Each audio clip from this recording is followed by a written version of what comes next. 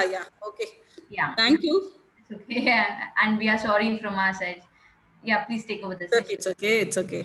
So, very good morning, all the participants and honorable members of Industry Waste Management Association, and my dear student or alumni of our college, Akshata.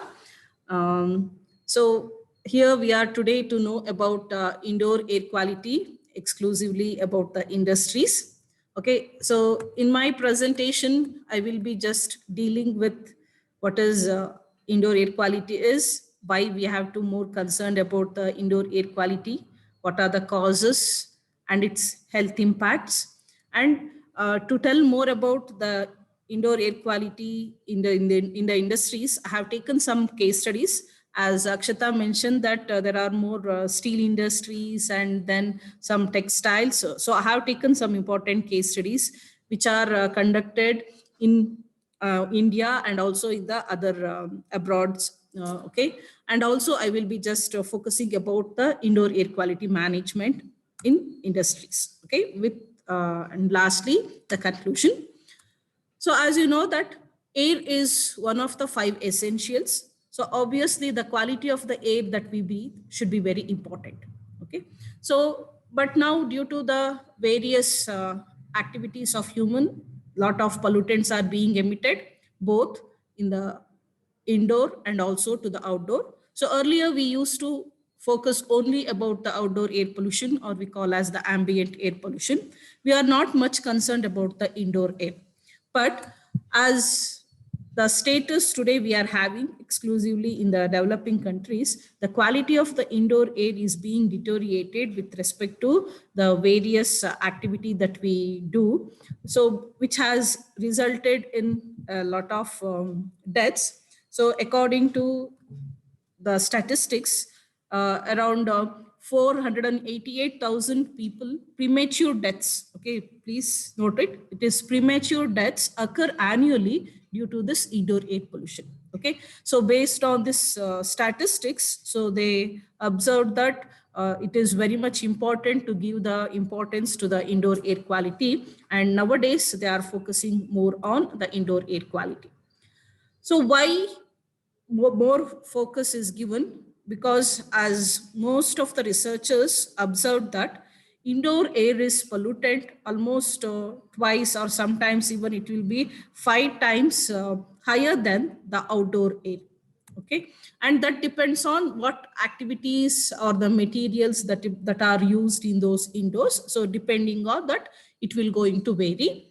And as you know that the people spend around 90% of their time. Okay, this is actually prior to this pandemic condition, they used to say the children and then the elderly people, because they won't go out much. So those people will going to spend more than 90% of their time in the indoors. Okay, so that's why they have given in generally 90% of people will spend sorry, most people will spend 90% of their time in the indoors. And also, even though those who are working also, either they will going to present in the homes, indoors of the home, or they will going to present in the indoors of their workplaces. Okay, so there also the air quality should be good, so that then only they can be healthy and they can be more productive. Okay, so in this scenario, the exposure also occurs at that places. Okay, we also call or refer those places where people will be exposed to those pollutants or the air. We call that as the micro environment. Okay, in generally we call micro environment is a three-dimensional space.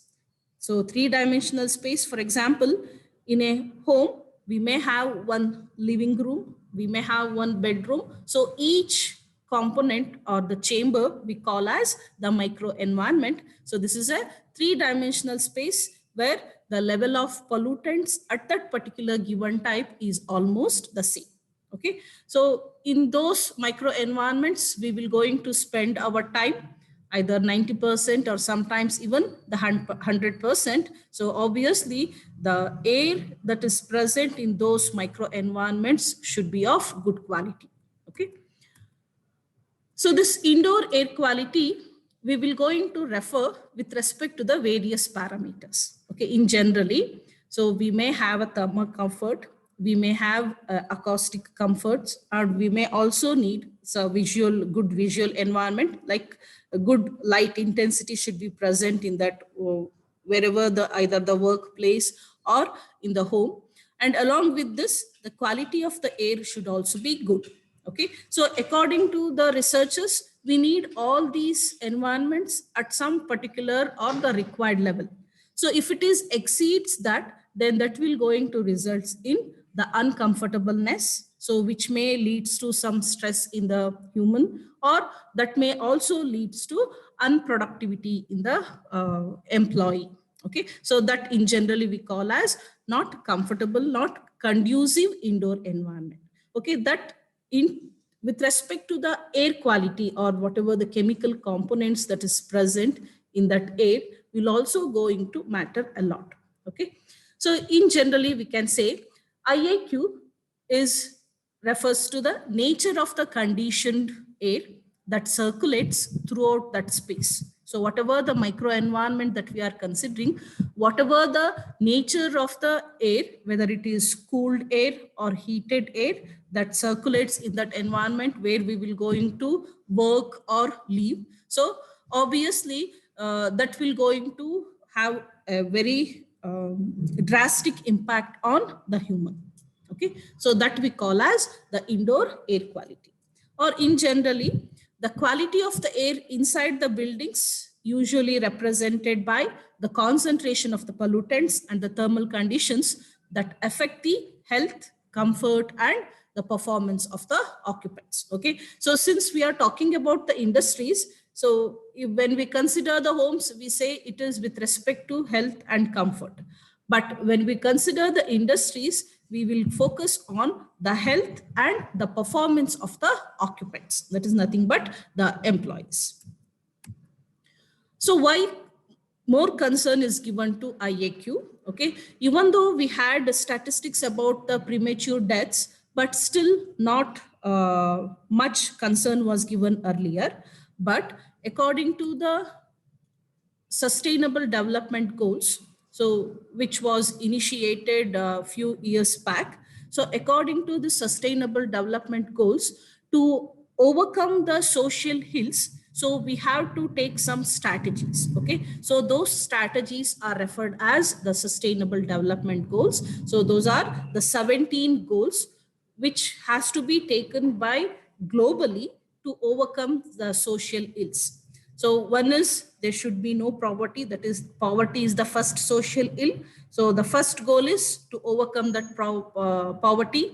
And the second one is the zero hunger. Okay. And the third one is the good health and the well-being. Okay. To have the third goal, that is good health and the well-being, so we should have a good quality of air. So according to the third goal, to have the good health and the well-being, why they have taken this goal? Because as they have observed, the millions people are dying annually because of this indoor air pollution. So they have taken that as one of the goal to overcome the social ill of that pollution. So they have considered that as one of the sustainable development goal. Okay, that's why the IAQ has taken the major concern. And whenever they are talking about the indoor air quality, they will simply express, especially the World Health Organization, they express in terms of either disability adjusted life years or in terms of the global burden of disease. Okay, so before I go in detail about that, so I want you to know what is disability adjusted life years. It is, in short, we call that as DALY, which means it is a societal measure of the disease. Okay, in society, there will be various diseases which will going to prevail. So those societal measure of the disease is referred as the disability adjusted life years. Okay, or we can also say disability burden observed in the population. So usually it is calculated based on the years lost due to the disability and the years of life lost.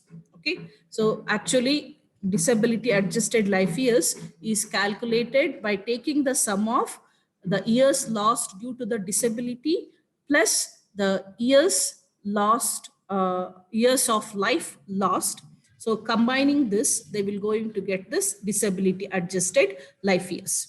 So years lost due to disability is a measure the burden of living with a disease or disability. So whenever a human has some disease, obviously he can't able to work to his fullest extent. Okay, so, but even though he is working, he will going to work to certain percentage only. He is not putting his full efforts. Okay, so whatever the time years that he has lost because of some disease that is prevailing in him, so that we call as the years lost due to disability. Whereas the years life lost is the time that is he has lived in that less health state of less health, so that we call as years of life lost. Okay, when we take the sum of these two, we will get the disability adjusted life years. Okay, so WHO will going to measure this burden of disease. In generally, they call as the global burden of disease as a measure of the disease using the disability adjusted life years.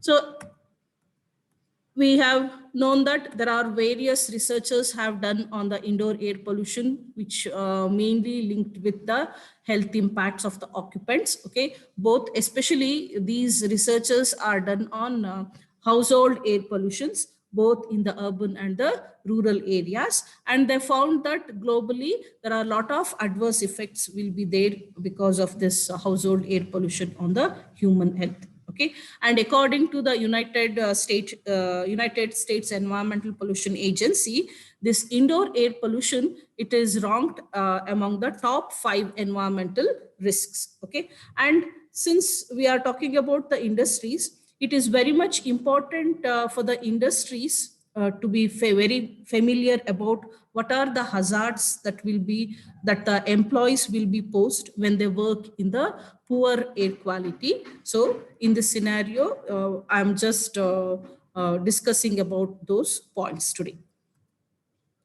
And when we see this statistics, so according to the 2010 statistics, indoor air pollution is the second leading risk factor. Okay, so where according to the statistics, it is mainly from the household air pollution, which has been pointed to the solid fuels. Okay, and along with this, they have given the other factors which are responsible for the global burden of disease exclusively in India. Okay, and again, according to the researchers, it was found that the indoor air pollution has higher global burden of disease when compared to the outdoor pollutions. And the mortality rate also, if you just see this map, the mortality rate in India due to this indoor air pollution is maximum about 400 to 610 deaths per million population. So almost we are India and Africa are having the higher rate of mortality, which is mainly contributed due to the indoor air pollution. And again, this World Health Organization reports says that not only the household air pollution, even the occupational risk factors. Okay, they have given that as the third important cause, which is leading to more deaths in the population. So when I say the occupational risks, okay, it may contribute to also related with the indoor air quality. Okay, and then if you just observe this table, other than the occupational risk factor, we also have the lead exposure and the secondhand smoke. Okay, these are the chances of, or we can say that there is more possibility of all these in a industries, maybe secondhand smoke and the lead exposure if lead is being used in that industries. Okay, so these are some important risks that has been listed, which contributes to the more deaths in India. So as you all know that it is air pollution is mainly caused, the important causes are, we can say, air tightness, then poorly designed air conditioning or ventilation systems, and then we can point out to indoor sources and then the outdoor sources of pollution. Okay, so that depends on which scenario, which are the types of sources that is going to present in that particular indoor environment. Okay, and this is the flow sheet which focuses about the relations between the pollutants and the most important parameters that affects the indoor air pollutants, that is moisture, ventilation. Okay, if you just see here, I have listed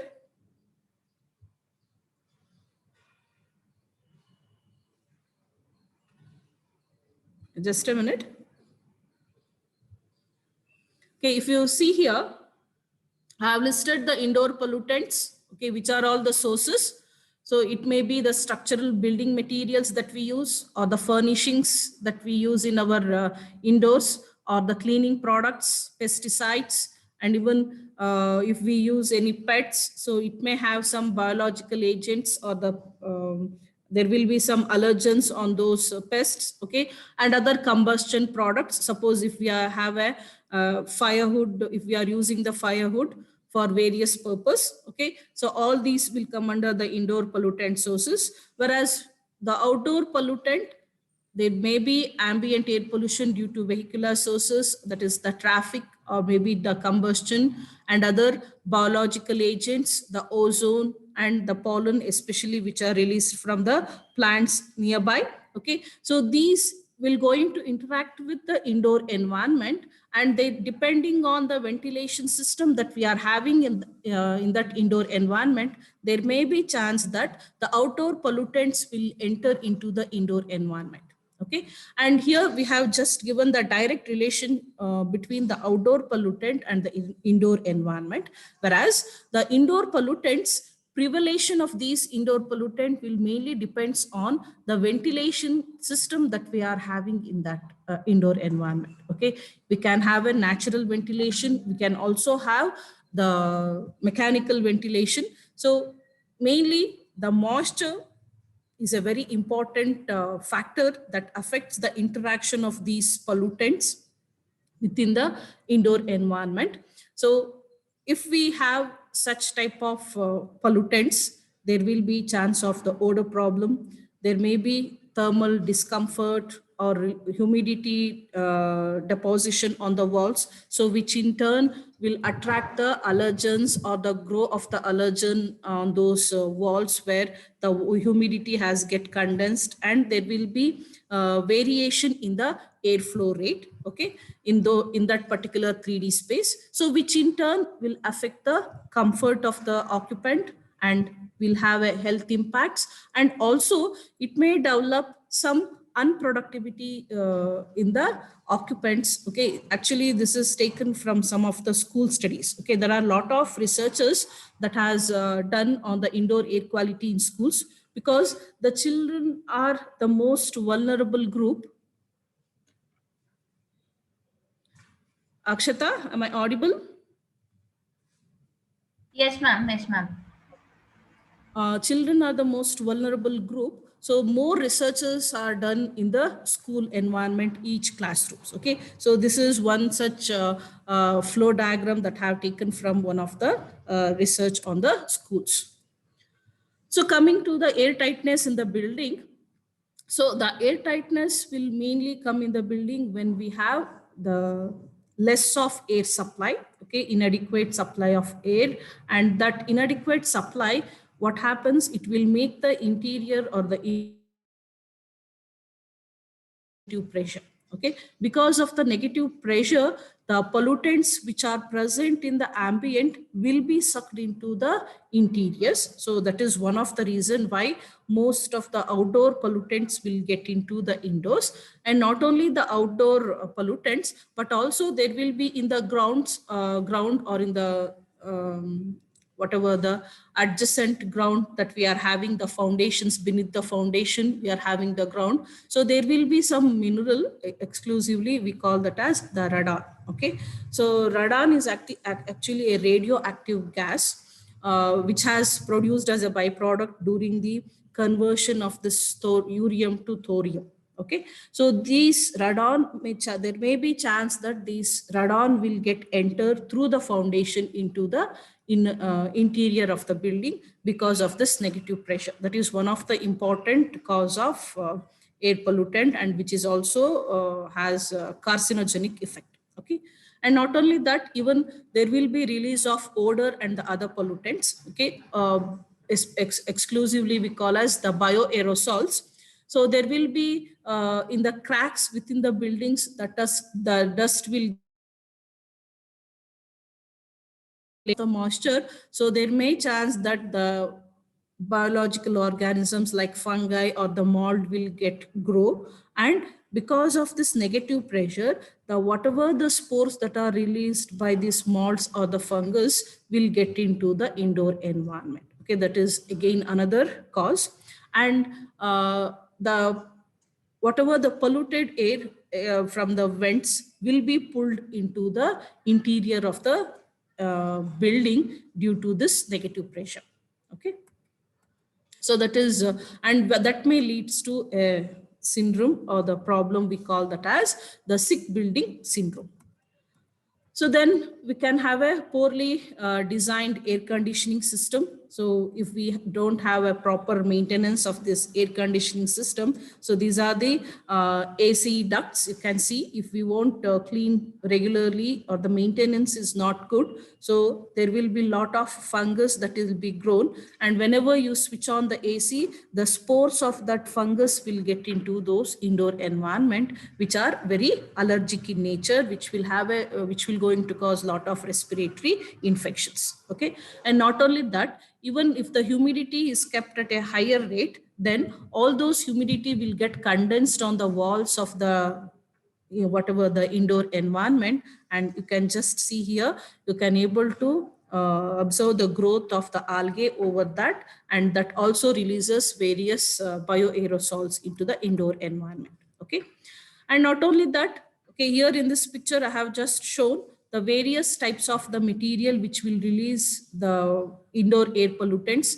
It may be the modern building material or the furnishing materials which are used in the indoors, or it may be the fireplaces or the nature of the stoves that are being used, or the chemicals that are the solvents that are used in the indoors. Okay, and then if we are using some chemicals in the cleaning for the cleaning purpose. Okay, and if we are having any wet process, there may be chance of release of molds or the bacteria from that wet process. And if we are having any pets, then the animal hair or the dander is also one of the important source of the indoor air pollutant. Okay, and then if we are having any vehicular emissions nearby, so the carbon monoxide is one of the important air pollutant released from exclusively the diesel engines. So if that carbon monoxide enters into the indoor environment, so that will also going to cause a lot of health impacts. Okay,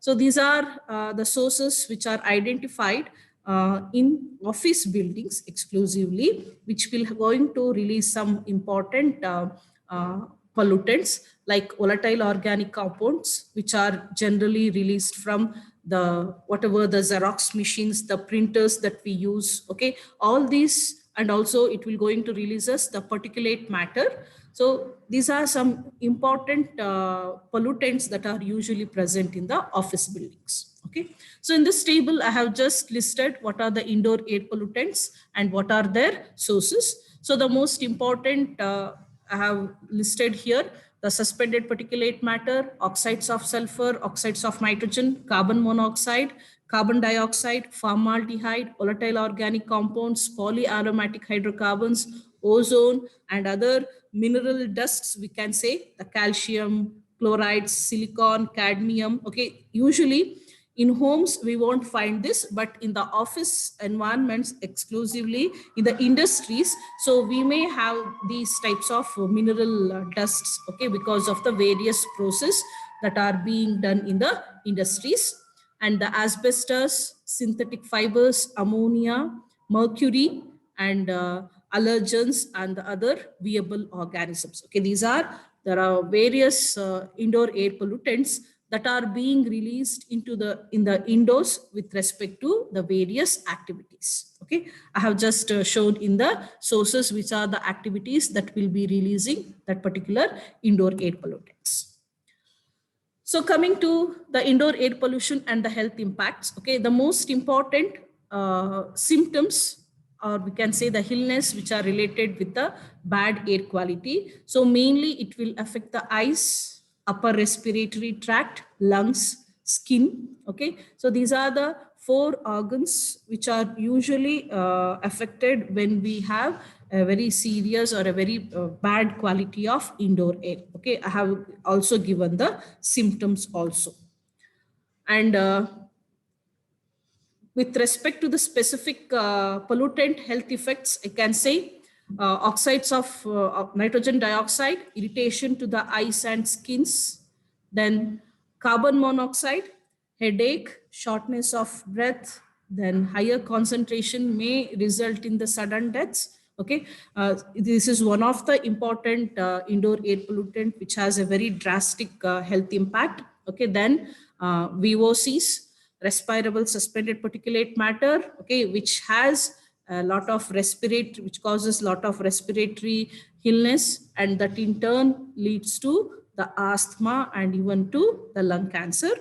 And then pesticides, skin diseases, sulfur dioxide again causes the lung disorder, asbestos, lung cancer, ozone, again respiratory disorder. If you just see all these pollutants, the important organ that will be get affected is lungs. Okay, so in the coming slides, I will be explaining about the 2 important parameters, how it will going to affect the lungs. Okay, and the factors that affect the indoor air quality are temperature and humidity, the permeability of the structure, and the ventilation. Okay, so if the variation in these factors are observed, then that in turn will going to affect the indoor air quality very badly.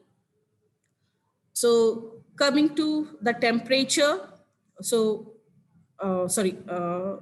exterior indoor temperatures are very serious to health hazards. Okay, even extreme temperatures are also will going to induce stress in the occupants, so that in turn will going to affect the health and also leads to the less productivity.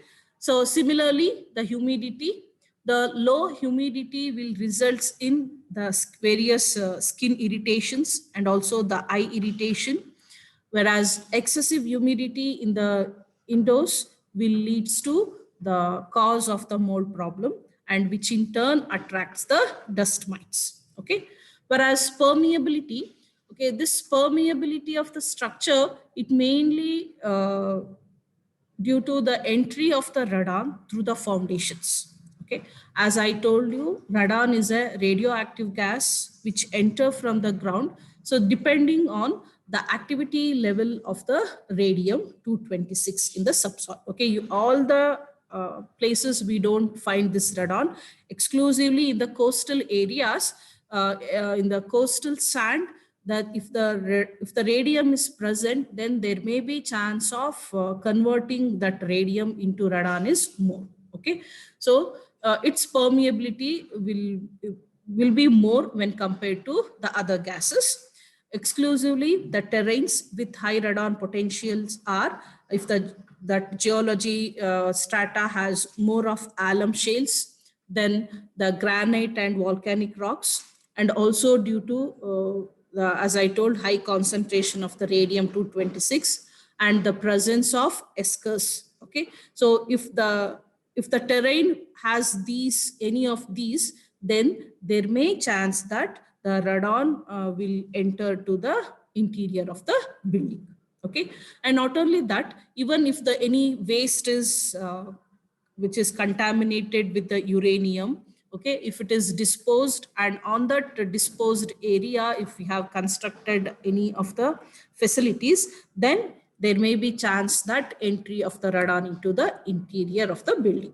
Okay, next, coming to the ventilation, as most of you all know that we can have a mechanical ventilation or natural ventilation. So whatever it may be, unless otherwise we don't have the effective ventilation system, then the condition of the air that prevails in that indoor space will be very bad.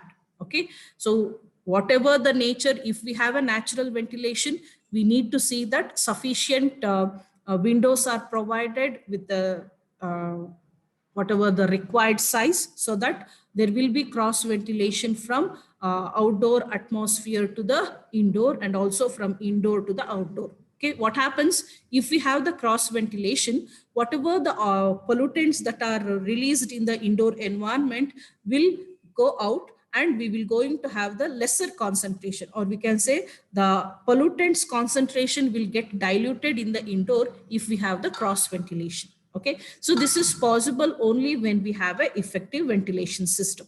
So if we don't have the effective ventilation system, then what happens? The pollutants that are released in the indoor environment will just go on prevailing in that particular environment only, and that in turn will going to have the impact on the occupant's health. Okay, that's why ventilation is more important. So coming to the sick building syndrome, okay, this sick building syndrome, it is a feeling of illness among the majority of the occupants in that space or in the indoor environment. Okay, that is generally referred as the sick building syndrome.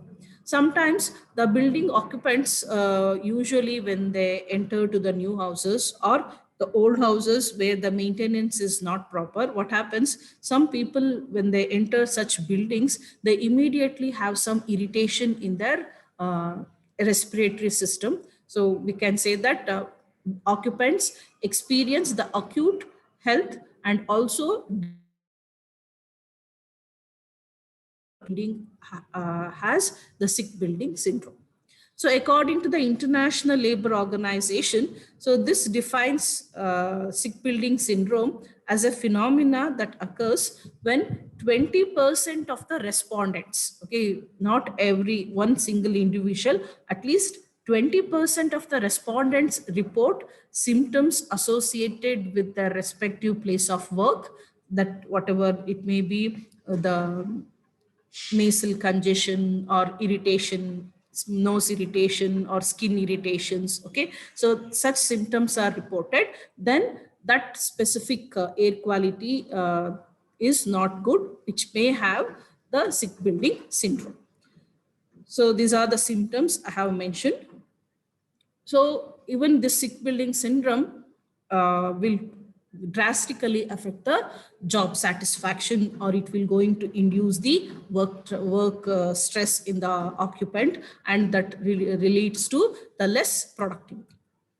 Okay, and these are some important cause of the sick building syndrome. So according to the this research, the inadequate ventilation, that is about nearly 50%. Most of the researchers, they say that 50% of whatever the sick building syndrome is mainly caused due to the inadequate ventilation. So that's why whenever we are planning for any of the buildings, we have to see that we provide the sufficient ventilation system. Otherwise, it leads to a lot of problems, not only with respect to the building and also with respect to the occupants. So this inadequate ventilation, as I told, it is nothing but the insufficient supply of outside air and poor mixing. There may be due to the accumulation of the pollutant, there will be a lot of fluctuations of the temperature, humidity, and obviously this problem will arise when we have ineffective HVAC systems. Okay, so usually when the whenever this ventilation is not good, obviously the carbon dioxide level in the interior environment will going to rise drastically. So once this carbon concentration exceeds the 1000 ppm, then we say that building will going to show the sick building syndrome. Okay, most of the time, if they want to assess the sick building syndrome, they will just measure this carbon dioxide concentration and then they will assess the ventilation efficiency. So according to the US EPA, the 6 criteria pollutants of the indoors are these. Okay, even though I have given a huge list, but the important pollutants according to the US EPA are the particulate matter, sulfur dioxide, oxides of nitrogen, carbon monoxide, lead, and volatile organic compounds. Okay, so in these 6, I will be just focusing on the particulate matter and the carbon monoxide, which are diagonally opposite each other, but it will going to have a more health issues that will going to cause. So I will just brief out about these 2 parameters in detail and their health effects. So either it may be the houses or the industries. So we have various activities that will going to pollute or releases the particulate matter into the environment. Okay. So when I consider the outdoor air, we have the emissions from the industries or vehicular emissions.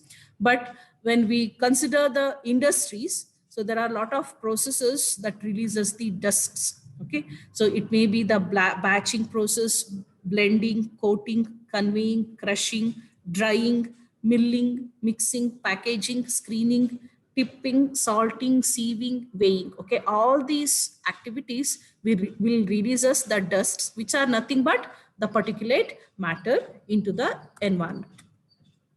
So nowadays, they are more concerned about this particulate pollution because a lot of health implications are being observed with respect to the particulate pollution.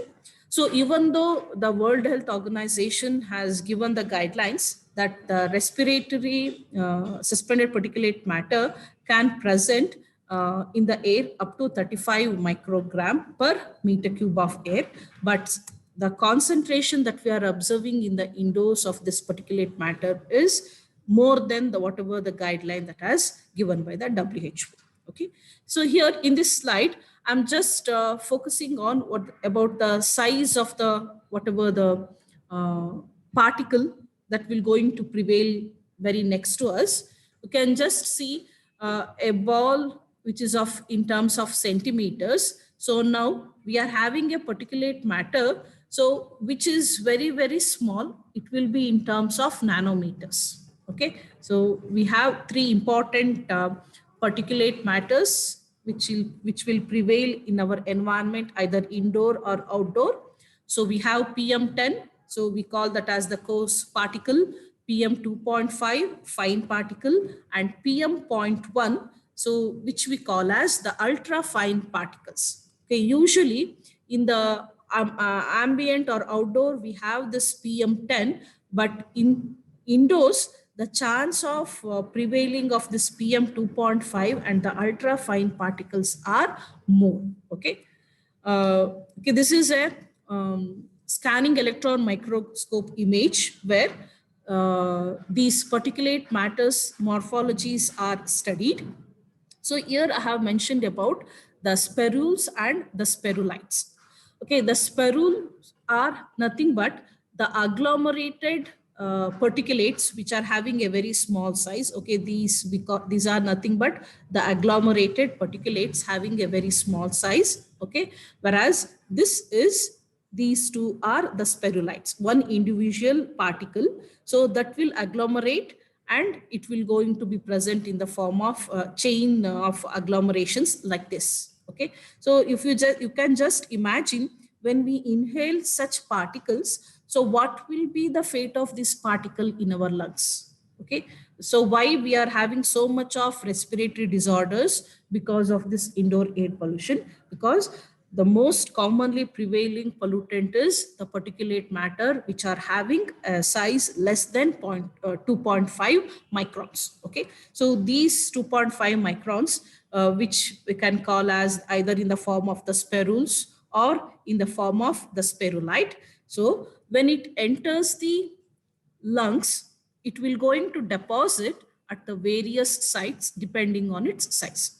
You can just see here Okay, here I have just represented the respiratory system of the human, where initially when we inhale the particulate matter, it will just accumulate, which if it has a particulate size between 2.5 to 10 microns, it will going to accumulate in the upper respiratory tract. So what happens? It may result in some coughs. Okay, but if the particle has size less than 2.5, then there may respiratory upper respiratory tract, it will just get into the interior parts of that respiratory systems, which we call as the lower respiratory tract. Okay, about whenever the particulate matter between 0.1 to 2.5, there is more chance that it will get enter to the lower respiratory tract. Okay, that's why in children we usually have this problem. Lower respiratory tract problems are more prevalent because these fine particles in the children, since it has their lung system has not much developed, so they can easily damage this lower respiratory tract. Okay, and those particles which are having less than 0.1, even they can enter to the alveoli, if they and they will get deposited. You can just imagine in a balloon, instead of having air, if you have some dust particles filled in that, what happens? The density of that, what you can say, the weight of that lung will increases. So obviously, the whatever the oxygen exchange capacity of that alveoli will get reduces drastically, and even the muscles of that lungs will get weakened due to the deposition of whatever the particulate matter that has entered. Okay, so uh, this is how why we are having so much of respiratory infections in which prevails in our population. It is mainly due to this particulate matter. Okay, and the next important is the carbon monoxide. So the carbon monoxide, it is a colorless, odorless gas which affects directly the central nervous system when it is emitted at a higher concentration. Okay, and as you most of you know that this carbon monoxide will react with the hemoglobin. Okay, the hemoglobin has high affinity towards this carbon monoxide, so it easily absorbs it. Instead of absorbing oxygen, it absorbs the carbon monoxide and forms the carboxyhemoglobin, which reduces the blood carrying capacity of the blood. Okay, so in this table I have just shown what will be the health effects at various carbon monoxide concentration. So at 35 ppm, there was not much toxic symptoms are observed, but when it is exceeds, can just see here, 100 ppm also no poisoning symptoms. But you see 800 system, headache will be there, dizziness will be there, and then sometimes nausea, means you will going to feel some in uncomfortableness will be there. And if the concentration persists, there may chance that in 2 hours, if the same concentration persists, that person may die. So similarly, as you go upper, the severity of that symptoms will be very high, and you can just see at about 12,800 ppm, it is a very immediate effect. Within 1 to 3 minutes, that person will going to die if he is exposed to carbon monoxide at such a high concentration. Okay, so this is one of the important pollutant that has to be taken care if the process releases the carbon monoxide. Okay, so this table I'm just showing the whatever the indoor air quality standards. Why I'm showing this table? If you just see here, we have the USA, Europe, China, but we don't have the India here. Okay, there are we have the ambient air quality standards for our Indian condition, but we don't have the standards for the indoor air. Okay, so that air quality standards has to be region specific or the country specific, because the lifestyle of the people will be very different from one country to other countries. Obviously, the activities in the indoor will also we will vary. But as of now in India, we don't have the indoor air quality standard. Okay, but the steps are taken to frame the indoor air quality standards based on the various guidelines. Okay, so these are the WHO guidelines, ASHRAE guidelines, OSHA guidelines, and that is the ambient air quality standards. But still, we don't have the indoor air quality standards. So coming to the indoor air quality and the industries. So if we won't have a good quality of air, then that will going to affect the productivity of the workers, because they will be having minor, even though there are minor issues initially, but when it is continued for a longer duration, then that may result in the long-term effects. So one such study I have considered here is, which was carried out in the year 2018 in Jordan in a steel making industry. So according to this study, they mainly considered the oxide, sulfur dioxide, oxides of nitrogen, carbon monoxide, carbon dioxide, and ozone, along with. Okay, these pollutants are measured in the 8 locations in the interior of that steel factory. And according to this research, they found that loading, melting, and the slag pouring, and also the casting stages will going to emit lot of pollutants in the indoors of that industry.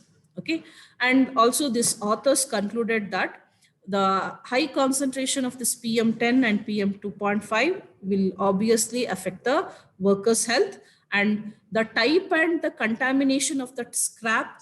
Okay, and then the performance of the pollution control devices in that industry and other environmental measurements are very much important if we want to reduce the pollution in the indoor. That means in industries, they have to take care about, if they have to take care about the workers' health, so they should be very specific about what type of particulate matter is being released in that indoor.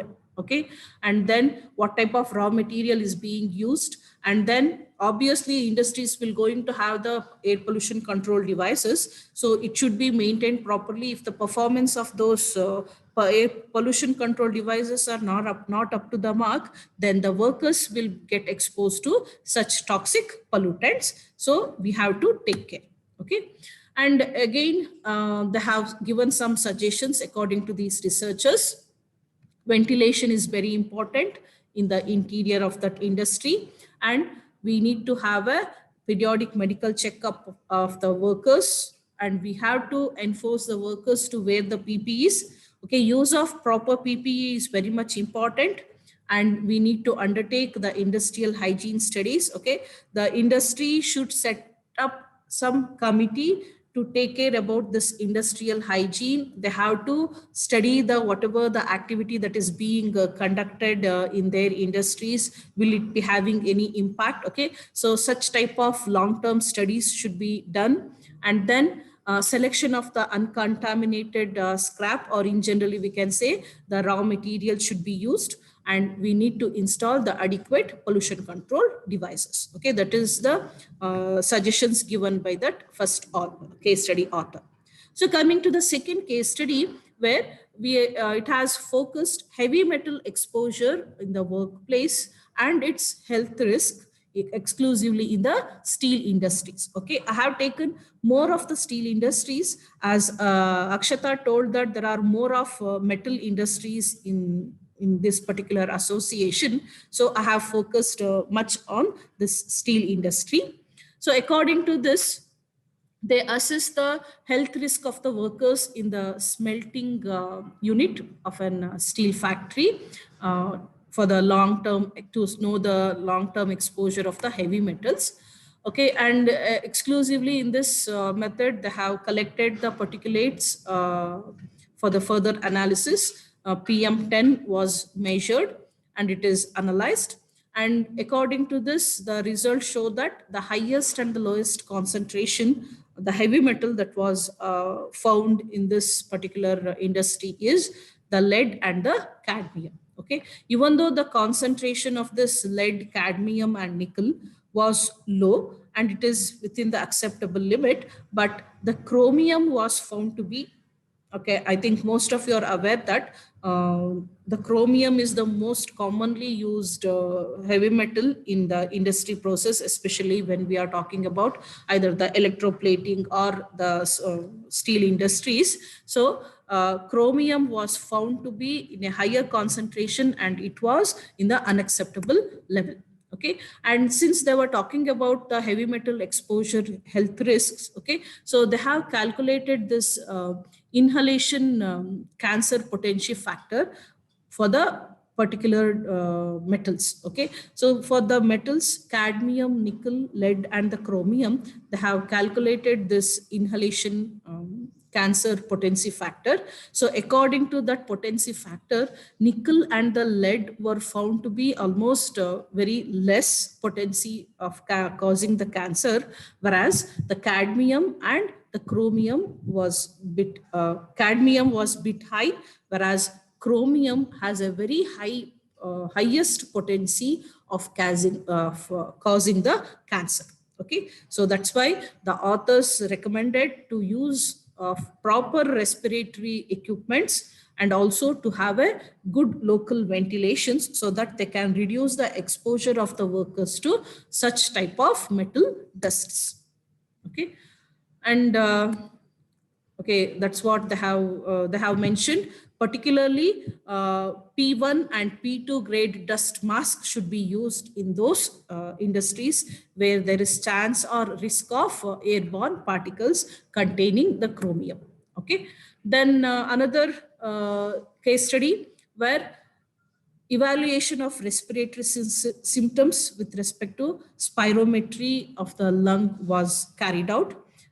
This study was conducted in the Malaysia, where the welding was the predominant process. Okay, as you know that welding is the fundamental process in the metal joining in the automotive industries. Okay, and there is an increasing concern over this lung disease among the welders because they will get exposed to the welding fumes. So in this particular study, they have conducted a survey using some questionnaire where mainly the questions were linked to analyze the nature of the lung disease they are having. Okay, a lung disease questionnaire was used to record the presence of the respiratory systems among the welders and also to assess the lung function, to what extent their lung is being functioning, to assess that they have collected the questionnaire. Okay, in order to trace the metals in the welder's body, because once they are inhaling, obviously that will get deposited in our body. To know to what extent that metal is being deposited in that employees, they have collected the toenail of those welders, okay, as a biomarker. Okay, we call that as non-invasive approach, where only the toenail we will be cut initially before we start observing that particular welder, and whatever the metal concentration the present in that toenail is analyzed, and then again after a long-term exposure we will going to again collect the toenail of that specific worker, and again after we will going to know whether whatever the metal has been accumulated or not. Okay, so according to the research, they say the aluminum, barium, cadmium oxides, copper, chromium, so all are heavy metals, most of them are heavy metals. Lead, manganese, nickel, molybdenum, zinc oxide, vanadium, these are the most common metals found in the welding fume. Okay, so I think all metals will going to have the very serious health implications. Okay, so according to the whatever the 4 places where they have collected the particulate matter, so they have analyzed those particulate matter, and the concentrations of the trace metals in those particulates was found to be in this range. Okay, so they have compared that with the regulations. Okay, this is of the Malaysia. So whatever their regulations they are having, they are referred with that regulations or the standards. So according to this, except aluminium, all metal ions are exceeding the limits. Okay, you can just see here, if we consider one particular site, 220 microgram per milligram per meter cube, not microgram, milligram per meter cube, manganese 920, iron 3719. Okay, like that, it at a higher range. Okay, and again, these are the statistical analysis of whatever the metal concentration they have found in the toenail. Okay, so according to this statistical analysis, they found that it has a strong correlation between manganese and then chromium, nickel, copper, and the aluminum in the toenails. Okay, and they suggested that the toenail metal shared almost the same exposure route as whatever the anthropogenic source activity that is prevailing in that indoor environment. Okay, and they also concluded that the toenail can be used as a reliable biomarker to assess the accumulation of the metal in the particular industry or the workplace pollution, to assess the workplace pollution. So, and then coming to the another, Akshata, it's 12:35. Is it okay? 5 more minutes? Oh, yes, ma'am. You can proceed. Not a problem. Yeah.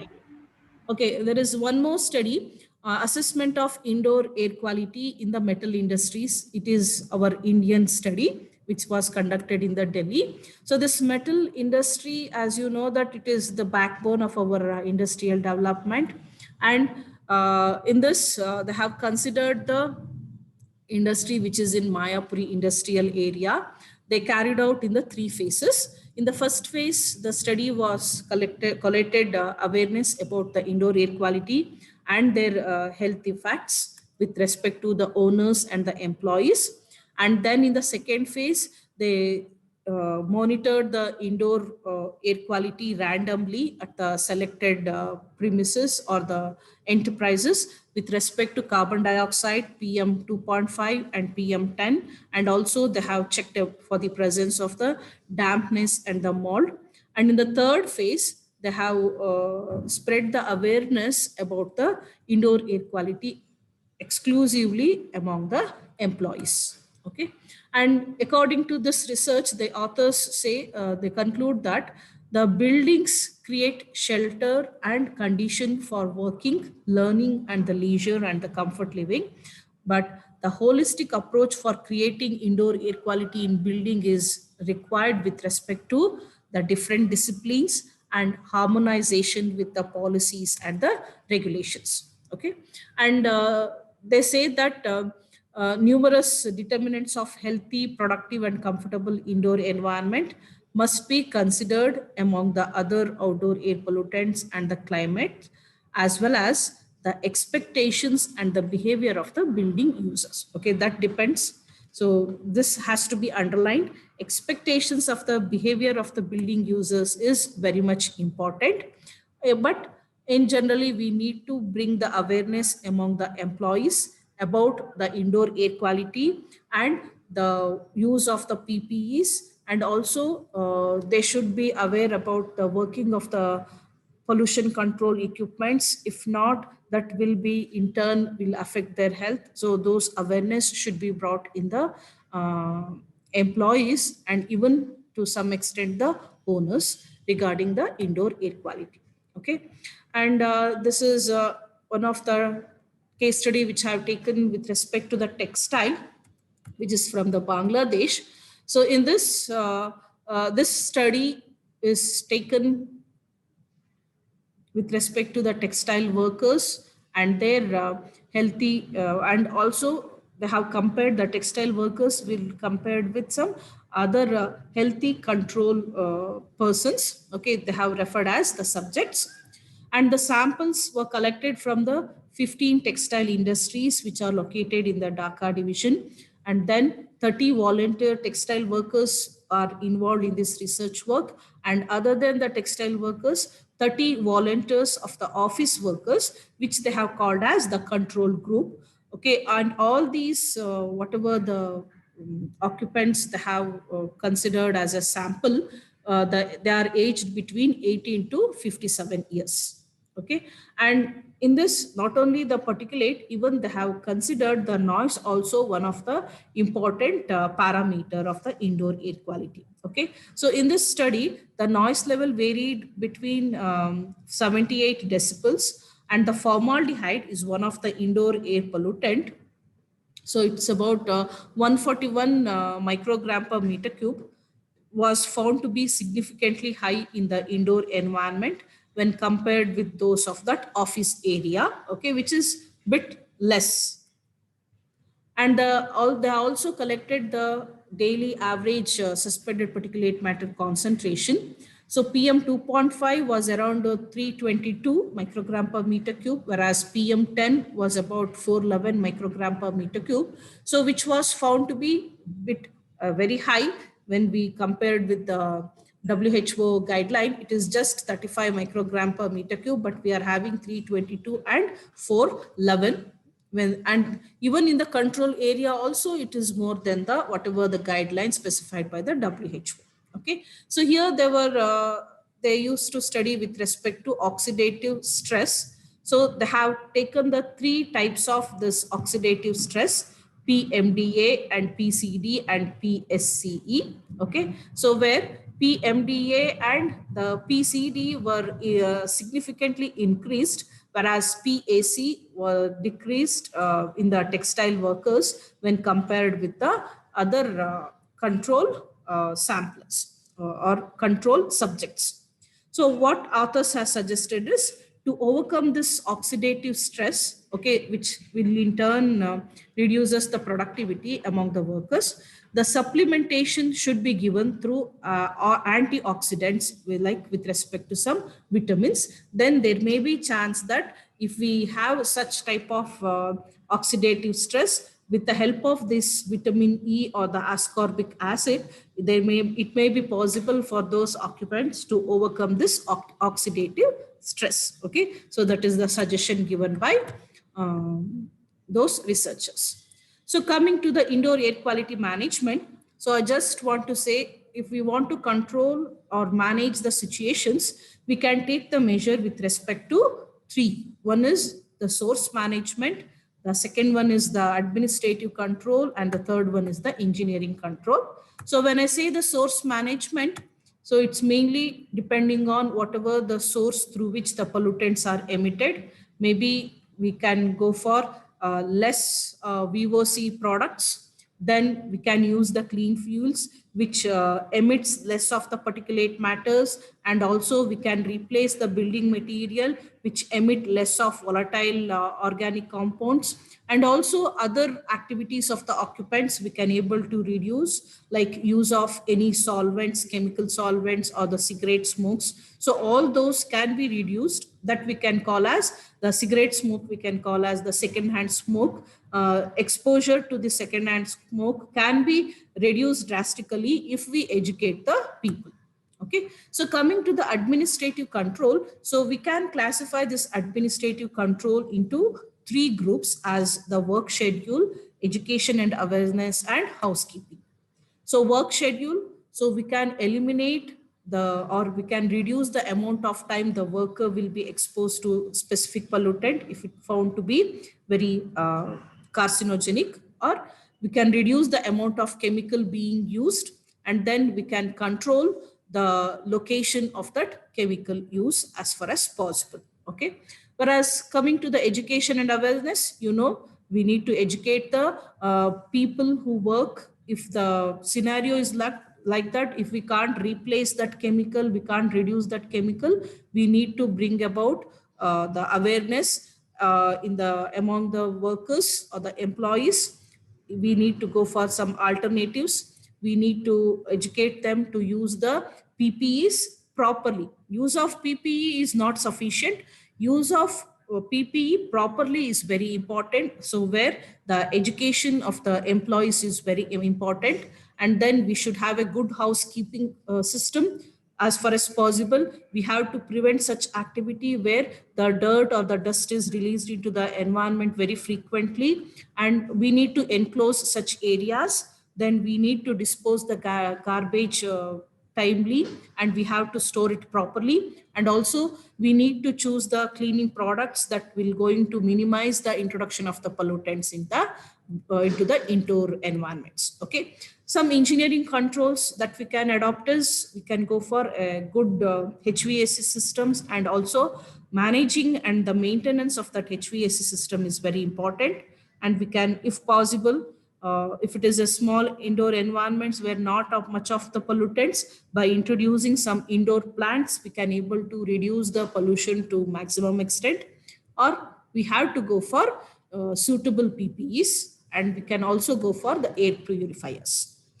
So here I'm just, before I conclude, I want to say ISHRE view on IAQ. You know that Indian Society for Heating and Refrigeration and Air Conditioning Engineers. So they used to work more with on this indoor air quality. Okay, so this ISHRE people, even the ASHRE has given the guidelines. So this ISHRE people, they realized that in India we don't have the indoor air quality. So in the year 2015, they have placed one paper known as the indoor environmental quality. Okay, where they are framing the guidelines to make this indoor air quality standards. And they also know that most of this IAQ problem can be managed if we provide the ventilation and the filtration system, and also with the correct design, material selection, and the proper maintenance of the equipment. So that's why they are on their toes to give the standards.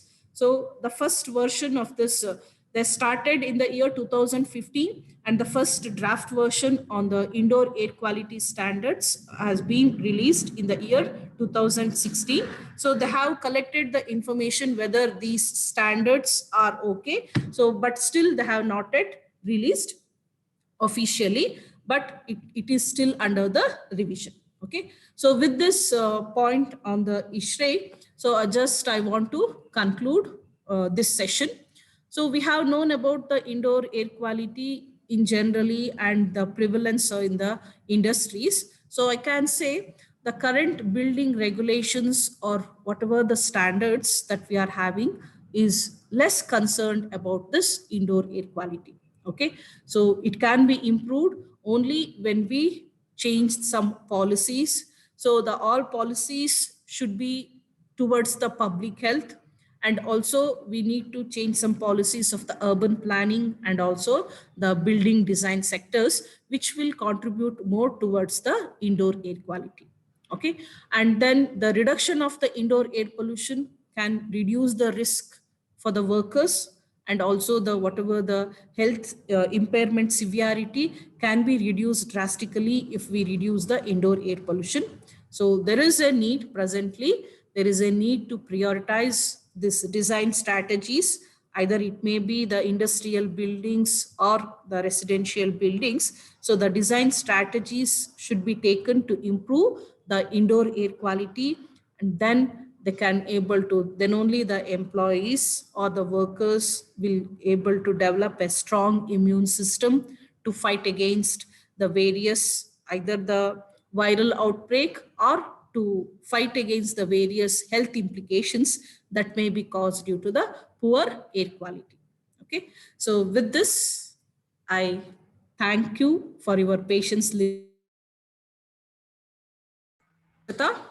Yes, ma'am. Thank you so much. And yeah, like it was still precise and clear, very clear, kind of. And one participant has asked the question. I guess you have answered that, but still, I'll read out for you. Yeah. Can indoor plants take care of the pollutants?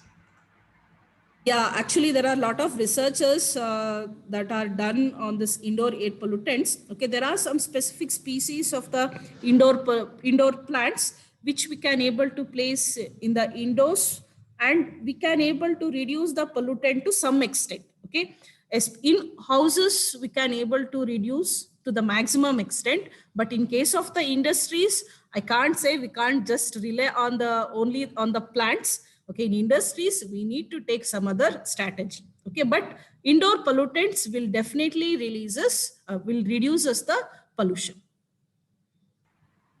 Yes, ma'am. Thank you, ma'am. Can you just mention any of the species of plants so that they can have Okay, an idea? if you just give me time, I will just show those plants. Is it okay? Yes, ma'am. Yes, ma'am. Just a minute.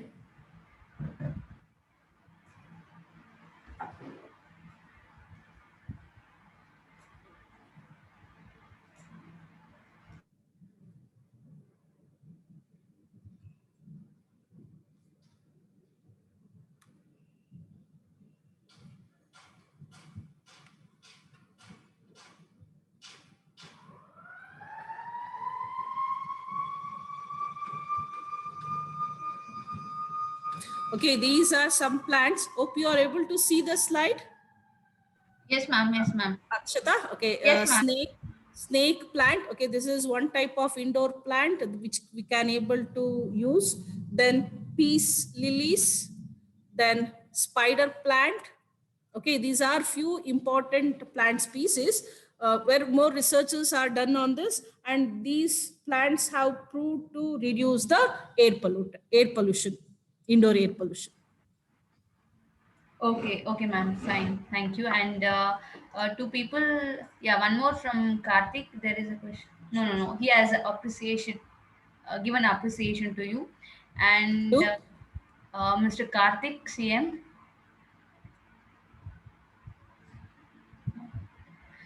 Yes, ma'am. There is no more questions over here. So at this, we'll come to end of the session. And with this, I thank you wholeheartedly for joining the session. And we really appreciate you on behalf of our chairman, joint secretary, IWMA office bearers and executive members, along with senior managers and all our participants. I thank the entire participant for joining the webinar. Yeah, once again, thank you all. Stay safe, stay and Okay, have a thank good you weekend. one and all, honorary members of IWMA and other participants. Thank you all for your patience listening. Thank you, ma'am. And people are requesting for the slides. I'll definitely share with them. With your concern, I'll just take. Sure, sure, sure, Yeah, sure, sure. Anyway, yeah. I have sent you through WhatsApp those slides also. Yes, ma'am. Yeah, I'll definitely do that for them, ma'am. Thank you, ma'am. Thank you so much. I'll call you back in a few minutes. Okay, thank you. Yes, thank you, ma'am. Thank you, all participants. We'll end the session for the